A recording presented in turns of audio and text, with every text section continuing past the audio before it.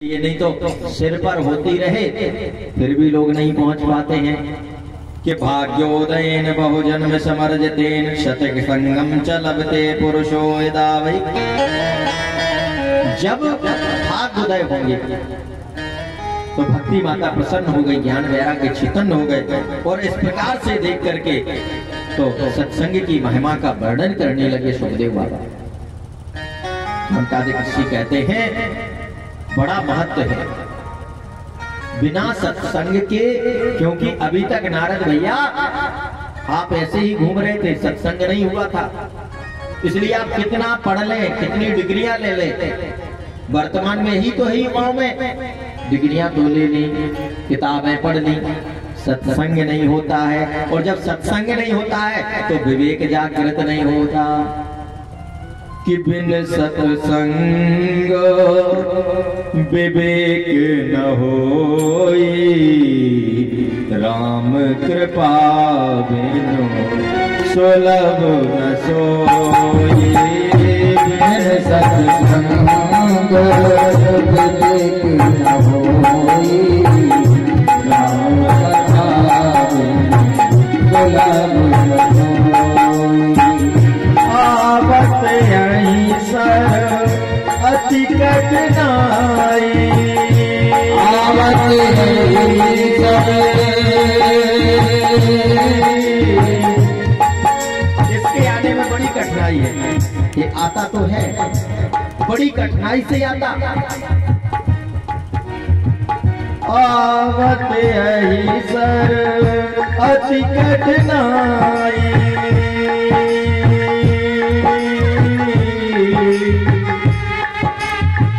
राम कृपा बिने आए न जाए। राम सिया राम जय जय राम, राम सिया राम जय जय राम, राम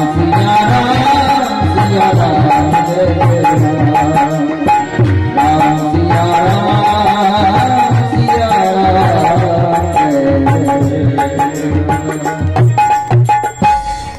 बिना सत्संग के विवेक नहीं होता और जब तक विवेक जागृत नहीं होता और एक भगवान की कृपा के बिना सत्संग मिलता नहीं है। बड़ी कृपा होती है यदि हमें कहीं सत्संग प्राप्त हो या भगवान की जब जब कृपा हो जाएगी तभी सत्संग मिलेगा। और इसके आने के प्रारंभ में बड़ी अड़चने आएंगी। पता चले घरे के लोग कहने लगे अरे जाने क्या तुम लगे पड़े हो, ठीक है हो गया रहने दो। अभी कुछ लोग कहते हैं महाराज 10 साल से सोच रहे सत्यनारायण की कथा बचा ले। कभी माँ कह देती है थोड़ा सा और रुक जा 2 महीने, कभी पत्नी कहती और रुक जाओ, कभी माँ पत्नी का विचार हुआ तो मोहल्ले में अरे अभी रुक जाओ। कुछ लोगों को ना देना ना लेना, फिर भी पता चले वो पीछे कर देंगे, थोड़ा सा और दिन इंतजार करो। अरे भैया एक नियम है, रावण जिस समय जाने लगा कहा जाता है भूतो न भविष्यति, ना पहले ऐसा कोई विद्वान हुआ ना आगे होगा, इतना विद्वान था रावण। विद्वान था, बस अंतर इतना था कि उसको जीवन में नहीं अपने उतारा। तो रावण जब जाने लगा तो राम जी ने कहा कि जाकर के रावण से लक्ष्मण कुछ ज्ञान ले आओ। बड़ा विद्वान है और विद्वान व्यक्ति जा रहा है, इसके साथ इसका ज्ञान समाप्त हो रहा है। लक्ष्मण गए तो उसने कहा लक्ष्मण जी आपको जो मेरे पास उपदेश है उससे आपसे ज्यादा जरूरत राम को जरूरत है, उन्हें भेजो। राम जी आए, लक्ष्मण गए, सिर के पास खड़े हो गए थे। उसने कहा पहली चीज तो आपको लेने का तरीका नहीं पता, किसी से मांगने जाओ तो उसके खोपड़ी पे खड़े नहीं होते, उसके पैरों के पास खड़े होते हैं सामने। दूसरा आप राम जी को भेजो, उनको जरूरत है। राम जी आए, राम जी ने को देखा, एक दूसरे ने प्रणाम बंदन किया और कहा राम से कि सरकार 2 चीजें व्यक्ति को हमेशा याद रखनी चाहिए। मैं अपने जीवन का और शास्त्रों के सार में कह रहा हूं, अच्छे कार्य को जितना जल्दी कर सकते हो वो कर डालना चाहिए और बुरा काम जितना टाल सकते हो उसको टालना चाहिए। और इसी का मैंने उल्टा कर दिया। अच्छा कार्य मुझको करना था, स्वर्ग तक सीढ़ी लगानी थी, वो मैंने नहीं लगाई। मैं चाहता था आग से धुआं बंद कर दूं, वो मैंने किया नहीं। और जो सीता का हरण नहीं करना था वो पहले कर लाया। इसलिए शुभ काम को जितनी जल्दी कर सकते हैं उसको कर डालो, देरी नहीं। और किसी से लड़ाई लड़ने का मन हो रहा, घर में बच्चे कह रहे पता नहीं कह रही है, उनसे निपटना जा आज भी आलू दे खाना खा ले, सुबह निपट लेंगे। रात तो बीत गई, सुबह तक हो सकता जो शंकाएं हो, गलत फहमी हो, सब क्लियर हो जाएगा, बहुत कुछ बदल जाता है। जो झगड़ा लाठी डंडे पे हो वो फिर जवानी जमा खाता रह जाता है समय तक।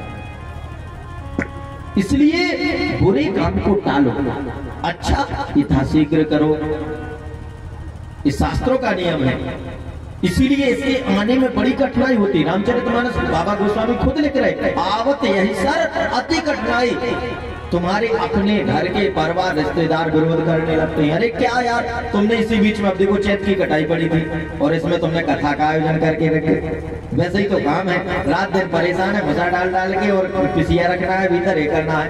भैया ऐसा कोई समय आता जब फ्री बैठे कोई समय नहीं, वो तो उसी बीच में से निकाल लिया तो निकाल लिया, अन्यथा फिर जयराम जी की है। इसलिए इसके आने में कठिनाई होती है, लेकिन आ गया तो फिर प्रभु की कृपा ही कृपा बरसती है। तो इस प्रकार से महाराज वर्णन कर रहे हैं सोनकादिक ऋषि। कहते हैं ऐसी पावनी कथा है कि सदा शेप्या श्रीमद् भागवती कथा यस्यास्य वर्णमात्रेण हरिश्चित्तम समाश्रे। इस सदा श्रवण करने वाले करने योग्य है, और इसके श्रवण करने मात्र से, इस कथा को सिर्फ सुनने भर से क्या लाभ होता है? हरि चिपक जाते हैं। जो हरि है एक प्यारे कन्हैया है ना, ये हृदय में चिपक जाते हैं, जबरदस्ती घुस जाते हैं। इन्हें कोई चाहे कि कान बंद करके बस कथा पर घुसने दे और हरि ना घुसे तो वो भी धीरे से घुस जाएंगे, आप कितना लाख प्रयास कर लो। ये इसका लाभ है, मात्र श्रवण करने से कथा अंदर गई, और जहां भक्ति माता अंदर गई तो ये हरि टेढ़ी टांग वाले तुरंत पहुंच जाएंगे। आप चाहो कि हमें निकाल दें तो आप निकाल नहीं पाओगे। और इस प्रकार से महाराज वर्णन कर रहे हैं, कहते हैं कि इस प्रकार से यह कथा सुनने वाले वो परम सौभाग्यशाली हैं, और जो ये कथा नहीं सुनते हैं, जिनके सिर पर कथा हो रही है, श्रवण करने नहीं आते हैं, उनसे बड़ा दुर्भाग्यशाली कोई नहीं है। वो जिंदा सांस लेते हुए मुर्दे के समान है, वो गधे के समान है, सूकर के समान है। जाने कितनी गालियां सुना रहे हैं। संतों ने कहा महाराज आप तो जाने क्या क्या कह रहे लोगों को। बोले हम नहीं कह रहे हैं, ये महर्षि व्यास जी ने लिखा। अरे जिनको इतना सुंदर आयोजन, भगवत भक्ति की गंगा बह रही हो और इसके बाद भी वो कथा सुनने नहीं आता, तो वो जिंदा शरीर मुर्दे के समान है। सांस लेता हुआ बस मुर्दा है, मुर्दे में सांस जा रही है, कुकर सूकर के भांति है। क्यों? इसलिए है महाराज कुकर सूकर की भांति कि जैसे कुकरों को सूकरों को भी सिर्फ पेट भरने से मतलब है, बाकी कुछ नहीं, इधर उधर भौंकना शोर करना, बस ऐसे ही है। मनुष्य जीवन का लाभ तभी है जब हम प्रभु की भक्ति का गुणानुवाद श्रवण करें और ऐसे सुंदर सुंदर विशेषणों से प्रसन्न होकर के अब तो प्रसन्न हो गए और बोले महाराज एक प्रश्न आ रहा है मेरे मन में। नारद जी ने कहा कि भक्ति माता का दुख दूर हो गया, क्षण भर में देखा हमने। तो ये भागवत कथा में इसकी शक्ति तो समझ में आ गई कि सिर्फ महात्मा हुआ और ज्ञान वैराग्य बेटे दोनों चेतन हो गए, और शक्ति कितनी है और इससे क्या क्या हो जाएगा। सुखदेव बाबा ने कहा कि देखो ये आप कैसा भी व्यक्ति हो, कितना पापी हो, महापापी हो, जिसने जिंदगी भर पाप ही पाप किया हो, उसका भी कल्याण कर देगी महाराज। जिसने पूरे जीवन पाप किया हो, हाँ, पाप के अलावा कुछ किया ही ना हो, बिल्कुल। अब तो आश्चर्य होने लगा, बोले ज्ञान वैराग्य को तो देखा, ये तो लाभ हो गया, मात्र महात्मा हुआ और वो चेतन हो गए। लेकिन महाराज जिसने एक पुण्य नहीं किया पूरी जिंदगी में, 1 रुपए भी खर्चा नहीं किया धर्म में, उसका भी कल्याण हो जाएगा? हाँ हो जाएगा महाराज, भरोसा नहीं हो रहा। कोई ऐसा कुछ, जैसे कई बार होता ना महाराज ऐसा हो जाएगा, हाँ हो जाएगा, तो कहीं हुआ है इसके पहले? लोग उदाहरण मांगा करते हैं, इतिहास में कोई प्रमाण है किसी के यहाँ कुछ हुआ हो ऐसा? अरे कहते हैं, सुनो, आप तो कहते हो कि इसमें कल्याण हो जाएगा। शौनकादिक ऋषियों ने कहा, जिसने पूरी जिंदगी पाप के अलावा कुछ किया ना हो और जिंदा तो ठीक है, मर भी गया हो, तो जिंदों का तो ठीक, मुर्दों तक का कल्याण हो जाएगा। अब तो महाराज और ज्यादा दिमाग घूमने लगा। अभी तक जो जिंदे पे बात हो रही, कह रहे मुर्दा भी अगर है, घोर प्रेत बन गया हो, पूरे जीवन पाप करते करते ही मरा हो, तो भी उसका उद्धार हो जाएगा, कल्याण हो जाएगा। तो महाराज कोई ऐसी घटना हुई हो तो बताइए। तो कहते हैं, सुनिए, अब कहते हैं कि अकृते कीर्ति श्याम इतिहासम पुरातनम यस्य श्रवण मात्रेण पाप हानि प्रजायते। ये ऋषियों, ये इतना सुंदर पावन चरित्र है कि मात्र श्रवण करने से हमारे जन्म जन्मांतरों के, कल्प कल्पांतरों के, युग युगांतरों के पाप कर्म नष्ट हो जाते हैं। सुनो, इतिहास की बात बताते हैं।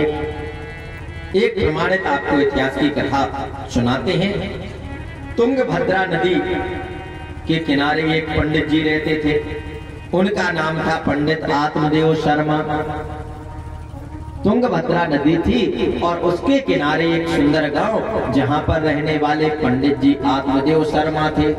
बड़े सीधे सरल, द्वितीय भास्कर के नाम से लोग उन्हें जानते थे। भास्कर कहलाते हैं सूर्य भगवान, अर्थात इतने विद्वान थे, इतने योग्य थे कि लोग उन्हें सूर्य की तरह इनका ज्ञान है तो द्वितीय भास्कर कहते थे। और महाराज विशुद्ध ब्राह्मण वृत्ति से, जो ब्राह्मणों का काम है तो अपना पूजा पाठ इत्यादि करके, पंडिताई करके काम चलाते थे। और उनकी धर्मपत्नी श्रीमती धुंधली देवी थी। यथा नाम तथा गुणा, जैसा नाम था वैसे ही उनका गुण था। धुंधली देवी अर्थात जिनकी बुद्धि पूरी धुंधली थी, हर चीज में कुतर्क करना, लोक वार्ता रता कूरा, प्रायशो बहुचल कृपिका, श्रूरा च ग्रह कृत्येषु, कृपणा कलह प्रिया। वो ऐसी थी भयंकर झगड़ालू। जब तक सुबह से शाम तक मोहल्ले में किसी से झगड़ना है तब तक खाना ही नहीं पचता था महाराज। रोज झगड़ा, किसी ना किसी से झगड़ा करना, विवाद करना।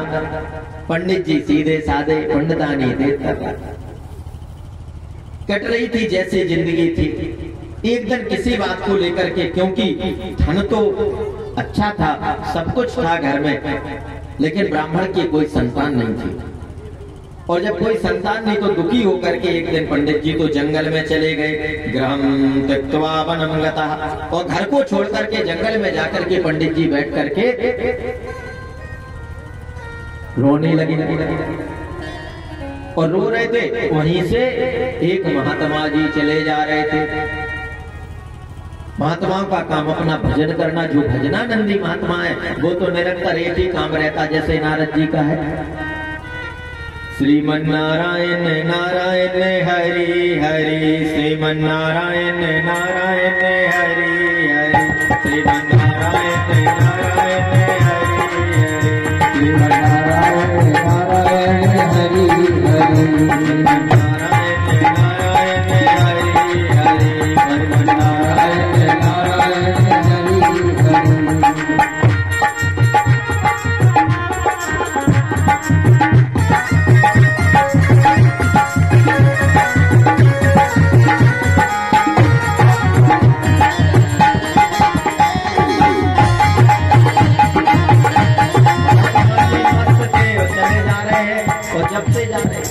दुनिया से कोई मतलब नहीं, जंगल में है तो भी।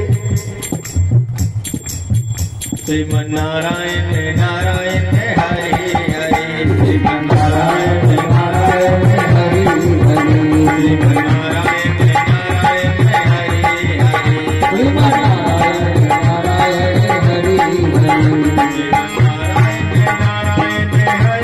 हरि, श्रीमन्नारायण नारायण हरि हरि, श्रीमन्नारायण नारायण हरि हरि, श्रीमन्नारायण नारायण हरि हरि, महात्मा जी तो अपने मस्त नारायण नाम चल रहा था। देखा दूर से कि अरे ये कोई रो रहा है। भक्त आदमी को तो भक्ति ही नजर आता है। महात्मा जी ने सोचा अरे ये कोई भक्त मिल गया, लगता है इतने वर्षों से यहाँ तप कर रहा होगा, भजन कर रहा होगा और आज तक भगवान की झलक नहीं मिली, इसलिए आज ज्यादा दुखी हो गया है और शायद भगवान के लिए रो रहा है। पास में आए और कहने लगे कथम रोदिसी विक्रम तुम काते चिंता बलेसी। अरे ब्राह्मण क्यों रो रहे हो, कौन सी चिंता है तुम्हें? और जैसे ही महाराज पूछा कि बद तुम सत्यवरम मह्यम स्वस्य दुखस्य कारणम। अरे पंडित जी महाराज बताओ आपके दुख का क्या कारण है? अब तो पंडित जी और रोने लगे। पूछा, चरणों से चिपक गए संत महाराज के। उन्होंने कहा बताओ भाई आपका जो भी कष्ट हो, क्या दिक्कत है, कोई समाधान मिले हम बता देंगे। तो कहने लगे कि महाराज मैं आपको मन की बात बताऊं, बहुत दिनों से परेशान था, मेरे बेटा नहीं है। बोले हे भगवान, हम सोच रहे थे कि ये भगवान के लिए रो रहे हैं, ये तो लड़के के लिए रो रहे हैं। महात्मा जी ने समझाया कि देखो पंडित जी, बेटा होने से सुख नहीं आएगा। आप सोच रहे हो बेटा हो जाएगा सुखी हो जाएंगे। अरे ऐसे कितनों को बता दें जिनके बेटे हैं। महाराज सगर के 60,000 पुत्र हुए, क्या हुआ? एक ऋषि का श्राप पा करके सारे भस्म हो गए। कौरव पांडवों के बारे में तो देखा, कौरव कितने थे, सारे के सारे लड़ झगड़ करके थोड़ी सी संपत्ति के पीछे सब कुछ विनाश करा लिया। अरे बेटे से सुख मिलता कहीं? महाराज ये तो गति का कर्म का लेख है, जैसा है उसी में संतुष्ट रहे। प्रभु हरि इच्छा मान करके भगवान का भजन करो, वही सुखकारी है। जो हरि की इच्छा होगी वो होगा। लेकिन ब्राह्मण कहाँ, वो तो महाराज जोर से रोने लगा और कहने लगा कि कुछ भी हो जाए महाराज, मुझे तो बेटा चाहिए। महात्मा ने कहा दिमाग खराब है? अरे बेटा कोई रसगुल्ला है जो निकाल करके देते?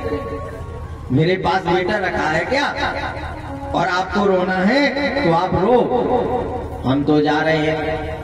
और महात्मा जी जैसे ही बढ़ने लगे तो उसने जोर से चरण पकड़ करके चरणों में सिर पटका धड़ाम से, और जैसे सिर गिरा ब्राह्मण का, महात्मा का अरे पंडित जी सिर फूट जाएगा, मर जाओगे। बोले महाराज हमें तो मरना ही है, हम तो मरने ही को आया, या तो बेटा लेके जाएंगे या मरेंगे। हे भगवान कुछ लेना न देना, भजन करना, अपना भजन करने जा रहे थे, ये आफत अच्छी आ गई। तो भैया तुम्हें बेटा चाहिए, जो कुछ चाहिए जिससे मिले ले लेना, हमारा पिंड छोड़ दो, हमको तो मुक्त करो। कहने लगा ऐसा है कि आप ही देंगे महात्मा ने कहा कि मैंने कोई वो थोड़ी करता है, एग्रीमेंट थोड़ी कर रखा है तुमसे भाई, ये वचन थोड़ी दे दिया कि मैं लड़का दूंगा, मेरे पास नहीं है बेटा, बेटा काम करो अपना। और जैसे ही महाराज महात्मा जाने को हुए तो कहा देखो चरण नहीं छोड़ूंगा मैं। बोले फिर क्या करोगे? बोले तुम्हारे चरण तभी छोड़ूंगा जब बेटा दे के जाओगे।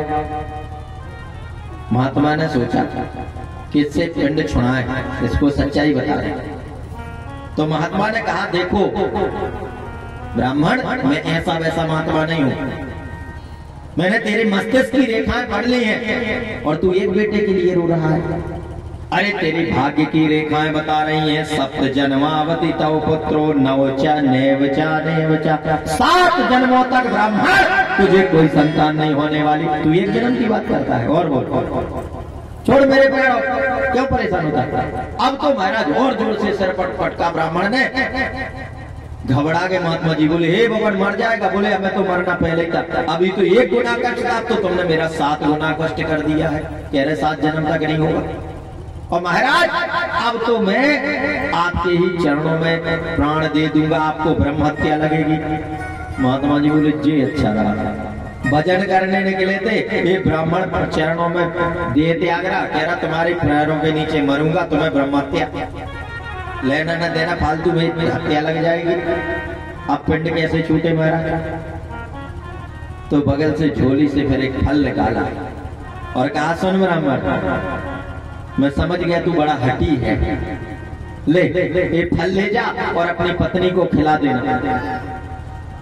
और बता दिया कि सात्विक शुद्ध भोजन करे, आहार करे, किसी की बुराई ना करे, सात्विक जीवन जिए और बेटा होगा। जब आशीर्वाद प्रसन्न हो गया ब्राह्मण। महाराज मैं जानता था कि यदि संत कृपा कर दे, गुरु कृपा कर दे, तो विधाता ने भी जो किस्मत में ना लिखा हो वो हम प्राप्त कर सकते हैं। और इसीलिए महाराज मैं हट किए था। बहुत प्रसन्न हुआ, उछल गया और महात्मा का आशीर्वाद पा करके भागा भागा घर पे आ गया। अरे देवी सुनते हो? और जैसे ही आवाज लगाई धुंधली देवी ने सुना, हाँ क्या है? लगता है आज कोई ज्यादा मालवान लेके आए हैं। बाकी वही बताओ क्या है? देखो ये सेब खा लो। हे भगवान, आवाज तो ऐसे लगा रहा था जैसे 9 लाख हार लेके आए हो। ये सेब नहीं खाया मैंने कभी? सेब खा लो। छाने क्या है? तुम्हारे भी ये पंडित जी का भी काम है सही है। अरे नहीं देवी, ऋषि ने दिया हुआ प्रसाद है संत का, इसको खा लो बेटा होगा। अब सोचा तो ठीक है महाराज, दो मैं खा लूंगी। खा ले देवी अभी। अरे नहा धो के खाऊंगी, बढ़िया संत का प्रसाद है तो ठीक है। पंडित जी भरोसे में आ गए और रख लिया। और रख करके महाराज अब विचार करने लगी, खा लूं या ना खा लूं। तब तक एक पड़ोसन आ गई। अरे बहन तो ठीक आ गई, मैं बड़ी चिंता में थी। क्या हो गया?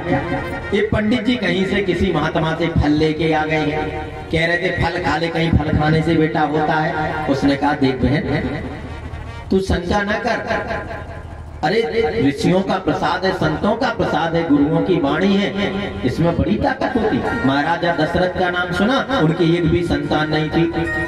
तो उस समय ऋषियों ने यज्ञ करके जो खीर का प्रसाद दिया और उसी से 4.5 बेटे हुए। तो सब कुछ है संभव, ऋषियों का प्रसाद है, खा ले, क्या दिक्कत है? बहन ये तो ठीक कहा तूने, खा तो लूं, लेकिन अगर मैंने खा लिया और मेरे पेट में गर्भ में बच्चा आ गया तो मेरा पेट बड़ा हो जाएगा, फिर मेरा खाना पीना भी कम हो जाएगा। वो तो हो ही जाएगा कुछ।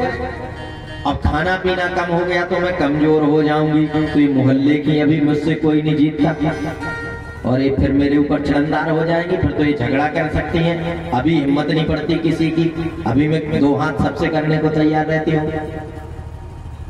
अगर कहीं आग लग गई मेरे घर में और मुझको भागना पड़ा तो बता भाग नहीं सकते। एक और मैंने सुना है कि वो कहते हैं कि सुखदेव अपने माँ के घर में 12 वर्ष तक रह गए। मेरा बेटा 4-5 साल अगर कहीं गर्भ में ही रह गया तो मैं मर जाऊंगी, मेरा तो मरना जीना मुश्किल हो जाएगा। वो पड़ोसन का दिमाग खराब कर दिया पूरा। वो बोली ये बहन तुझको जो करना हो वो कर, मैं तो ये चली। जाने कितने उठ पटांग के क्वेश्चन करती है बता। अरे दुनिया की ये सब माताएं, तेरे बच्चा होगा क्या दिक्कत है, तू दुनिया के प्रश्न करने में लगी है, तू दुबली हो जाएगी, लड़ने को नहीं मिलेगा, तुझको ये नहीं मिलेगा, जाने क्या क्या सोच रही है। ये धुंधली बुद्धि है। जब कुतर्क बुद्धि होती है ना, जिसकी भी हो जाती है।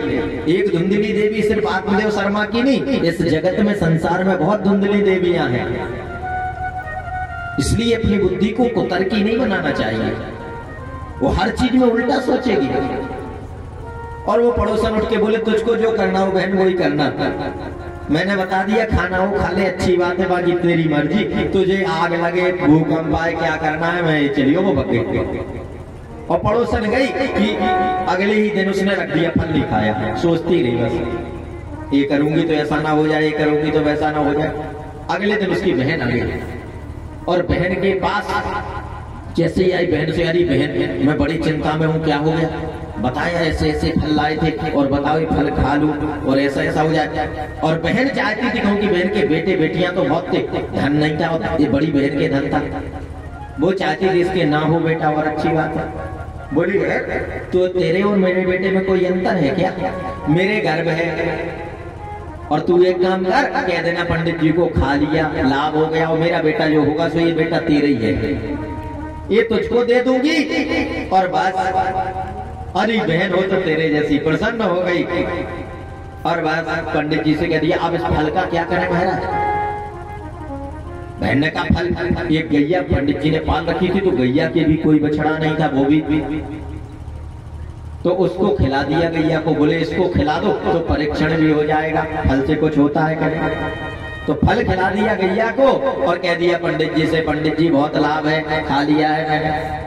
हमारा जैसे ही समय पर फिर बेटा हुआ और बहन चुपके से दे गई और पंडित जी को पता चला कि बेटा हो गया, पंडित जी तो चलते बूंदे मिठाई ला करके वितरण करने लगे, प्रसन्न हो गए, भैया बेटा हुआ है, बेटा हुआ है। और 3 महीने के बाद कहते हैं कि जैसे ही 3 महीने हुए कि महाराज एक सुंदर कुमार गाय ने भी जन दिया, सर्वांग सुंदरम दिव्यम निर्मलम कनक प्रभम। अब तो महाराज एक बेटा पंडित जी का पहले हुआ, बोले एक बेटा हो गया, और दूसरा गैया। लोग कहने लगे हे भगवान देखो तो ईश्वर का चमत्कार, ईश्वर देता है छप्पर फाड़ के। अभी पंडित जी के एक बेटा नहीं था, गैया के भी बेटा हो गया है, 2 बेटे हो गए। एक दिन पंडित जी विचार कर रहे थे और बैठे बैठे चिंतन कर रहे थे कि हम इनका नामकरण कर रहे हैं। तब तक धुंधली देवी आ गई। क्या कर रहे हो पंडित जी? बोले सोच रहे थे इनका नाम रख दिया जाए बेटों का। नाम तुम रखोगे? 9 महीने मैंने पेट में रखा, मैंने कष्ट झेला है, मैंने इतना कष्ट उठाया, मैंने सेवा की है, तुम नाम रखोगे? अरे देवी तुम रख दो। बोले देखो इस बेटे का मैं अपने वाले का मैं नाम रखूंगी, उसका गैया के वाले का तुम रख लो। ठीक है देवी जैसी इच्छा। मेरा नाम धुंधली और मेरे बेटे का नाम धुंधकारी। पंडित जी ने कहा जैसी इच्छा। और जो गाय से पैदा हुआ बेटा उसके कान गाय जैसे हैं, इसलिए उसका गौकर्ण नाम रखा दिया। और दोनों बेटे समय के साथ बड़े हुए। कहते हैं महाराज कि क्रियत कालेन तौ जातौ तरणौ तनया बुभौ के गोकर्णा पंडितो ज्ञानी धुंधकारी महाखला।